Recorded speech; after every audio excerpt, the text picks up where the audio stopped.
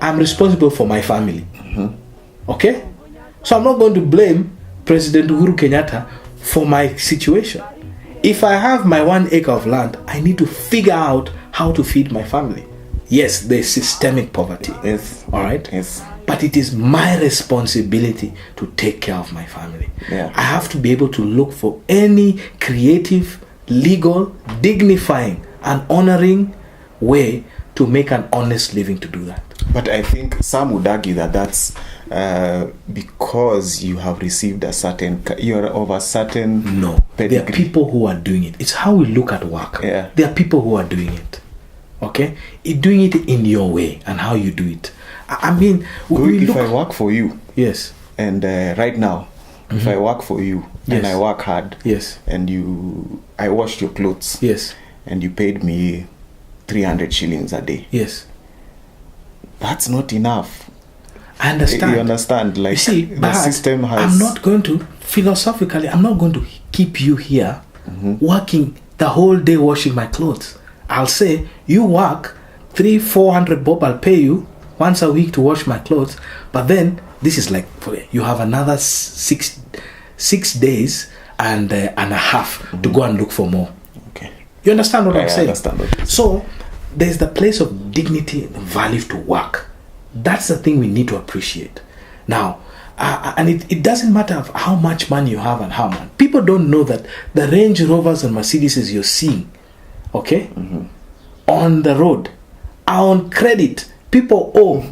Me with my bicycle, me with my bicycle on my boda, fully paid for, I'm much more wealthy than you. Yeah, I don't know if people do understand that. Yeah. I don't owe the bank anything. I have my boda. I'm picking people up, you know, chwani here, chwani hapo, hapo, hiyo ni sombili, you know, you do that. I come home with my 800 bob every day, okay? And I've paid off this thing. So I have my 700-800 bob. It adds up, all right? For some, it is not how much money you have. It is how you enjoy your life. If you read the book of Ecclesiastes, the writer of Ecclesiastes is actually trying to say, the thing is meaningless. Life is meaningless if you're chasing after things. If you're looking for value, you look at it in things outside the tangibles. It's to fear God, honor God, love God, appreciate the things that you have. There's much more to life than that. You're right. I can say it on this part. God has been gracious to us in some form of way, where I'm at. But I'm saying it doesn't change. Whatever income bracket or strata of society you are, those things that matter the most are not tangible. Got you. That's because someone says when you're in hospital, God forbid, when you're dying, it's not those things that you really want next to you. It's your family, your loved ones. Yes. If you are going to tell somebody out there, you're in the place of starting something, you're in the place of trying to make your business thrive. In this context, we're in Africa, we're in Kenya, things are not working. We are going into a season where we are going to choose leaders. What would you say? What would you say? What's the advice, maybe many pieces that you would give somebody out there? The last electoral cycle, before this electoral cycle started, I made a decision that I wanted to participate in it, and I ran for political office. You ran for office, yes. Yes. And how was that, by the way? It sucked. How was that as a... It sucked losing, man. You know. Is politics dirty? Who says politics is dirty? You say politics is dirty because you have to facilitate people to come to your rallies, to vote for you. Is that why you lost? Probably. So there are other reasons why I lost, you know. I'm not going to go into the details on how that is and why I'm not a member of parliament today. Yeah. You know. But I think the lessons that I learned there was one, you know. I was very passionate about this thing. And one of the mistakes, I'm going to tell you the mistakes I did, is that I was at a place in my life where I felt, you know what, because I was a pastor in the church and I didn't want to drag the church in the politics and how politics would turn out, is I decided to resign my position as a pastor. And the elders and the Nairobi Chapel leadership released me, blessed me to go that way.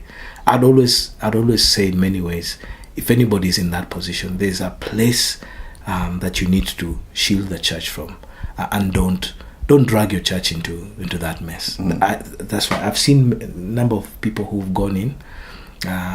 That's a slippery slope. I'm not saying you shouldn't do, it's a slippery slope. Philosophically, that's where it would be.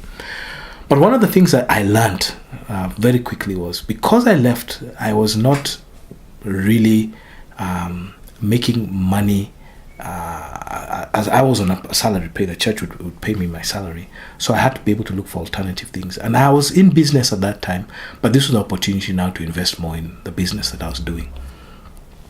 So I went into business, tried it out, and I failed miserably. The second time I went into business and failed miserably. I can write a book, you know, on how to fail well in business. This link in the description.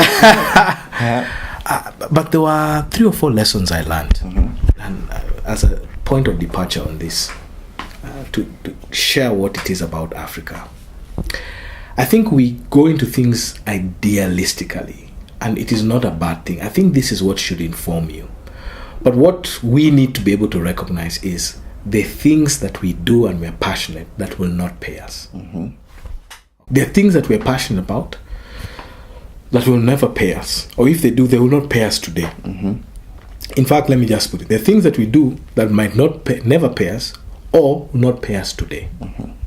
And so we need to be able to work for the long haul. Prepare for the long haul. All right? And so to be able to prepare for the long haul, how do you do it? Think about what you can be able to earn for today. And what are those things that are repetitive? Okay? That continue giving you an income for today. Like for some people, it is their 9-to-5 job. All right? That is your occupation. Now, your occupation and your vocation. Very few people have their occupation and vocation together. And so to be able to land on your vocation, learn what your occupation is. Don't steal from your occupation. Give what's it's due. If you're supposed to work there 9 to 5, do that. But from those resources you earn from your occupation, it could be you're a farmer, you go dig, you're a person of mjengo, whatever it is. But you're putting money aside from your occupation. It's still meeting your needs. Okay? And from that, you've built enough reserve to be able to come and finance your vocation. To take that risk to come and finance your vocation. But then secondly, another measure you should put in is once you have that thing, I'll call that your flywheel. The thing, your engine that works. Your engine that works every day. Everywhere you do. If it's something that's giving you money regularly. Cash flow, to be specific.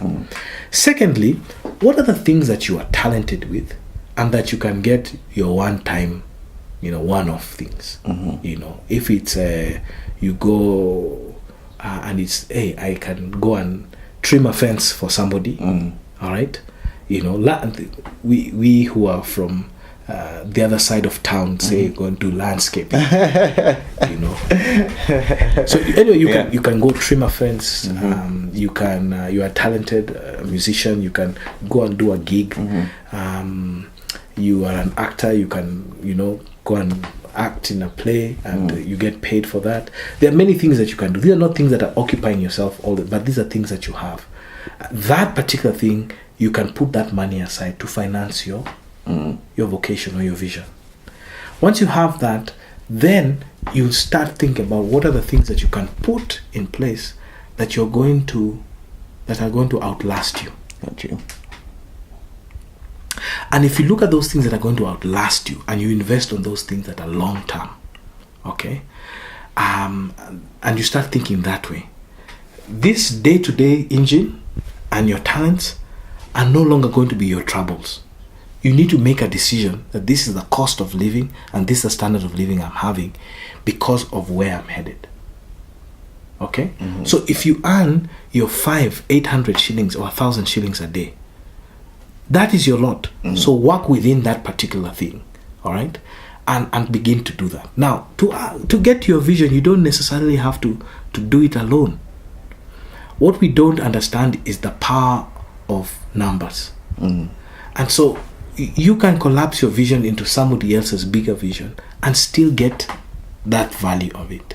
And so in many ways, I think for me, those are some of the mistakes I did. Mm. I stopped my engine and I participated fully on my vocation when there were other things that I could do one-offs that could benefit me in itself. Okay. And so we need to learn how to finance our visions.